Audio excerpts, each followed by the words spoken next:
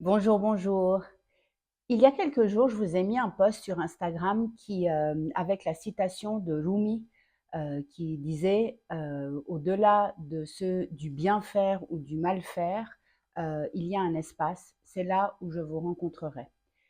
Et sous le post, j'avais écrit de regarder, d'écouter, de vous laisser imprégner et de voir où ça résonnait en vous et que je reviendrai avec une petite vidéo pour en parler.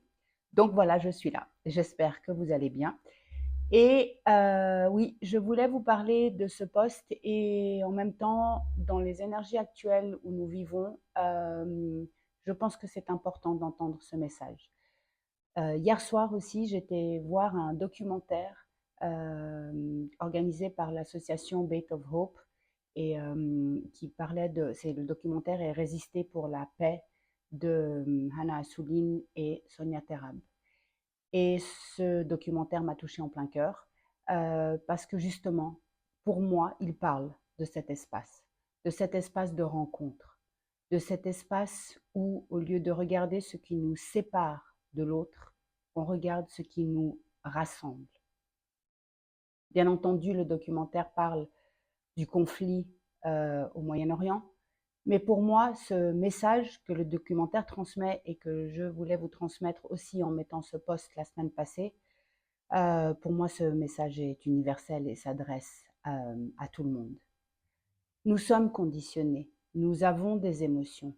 C'est clair que quand nous sommes dans certaines situations, les émotions nous prennent aux tripes.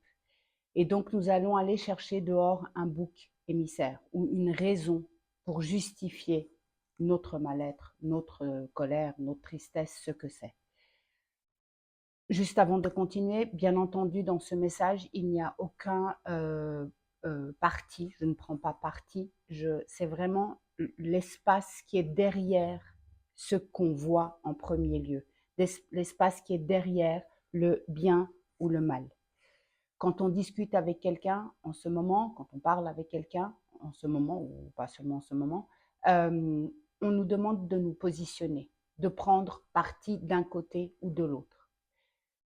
Le message de ce documentaire hier et le message que moi j'avais à vous transmettre aussi en mettant mon post, c'est que cet espace s'appelle, pour moi, la paix, l'amour, peu importe le nom qu'on lui donne. Mais d'accéder à cet espace aussi prend du courage. Si la violence, si la séparation, si diviser pour mieux régner apportait quelque chose, nous n'aurions plus autant de conflits partout dans le monde aujourd'hui. Alors peut-être qu'il est venu le temps de regarder autrement. J'avais fait aussi une vidéo il y a quelque temps qui disait que la paix commence en soi. Et oui, ça commence en soi. Ça commence à faire la paix à l'intérieur. Faire la paix à l'intérieur et d'accueillir ce qui est. Si une situation provoque en moi une émotion, si je nie cette émotion, je vais aller trouver quelque part à l'extérieur pour l'exprimer, pour la faire sortir. Si je la reconnais en moi, oui, bien sûr, certains conflits viennent me rendre triste, en colère, ou j'ai même plus de mots parfois, mais je sais que ce n'est pas en allant déverser ma colère sur qui que ce soit autour de moi que ça va arranger quelque chose. Et c'est là où ce message rentre en ligne de compte.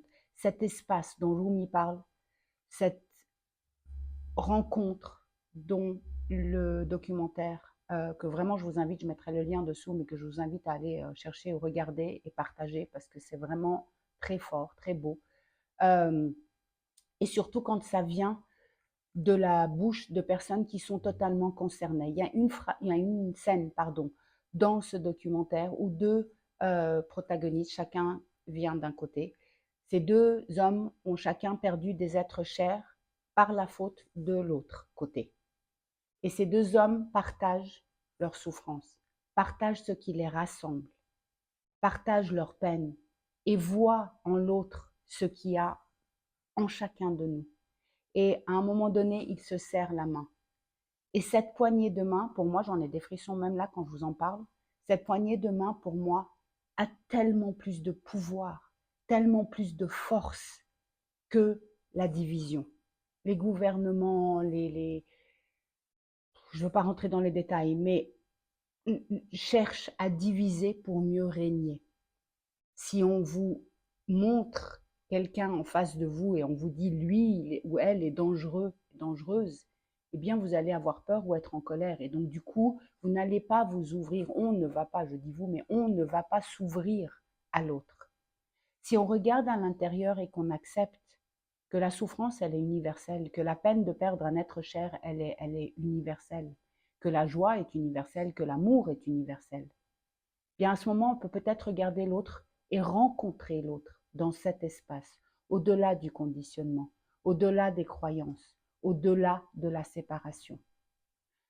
Et pour moi, cette phrase de Rumi qui a toujours résonné en moi et que je crois que je n'avais pas intégré la force de ce message, mais pour moi, ce message rejoint euh, cela et aujourd'hui, plus que jamais, c'est vraiment important.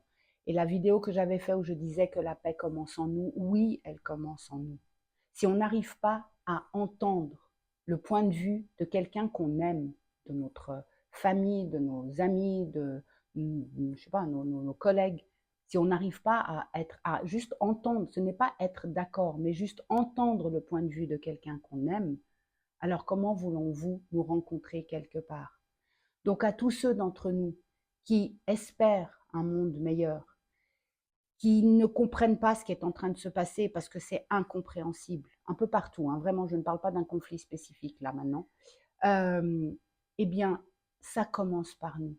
Allez rencontrer l'autre au-delà du bien et du mal, au-delà du juste et du faux, au-delà de j'ai raison et où tu as tort.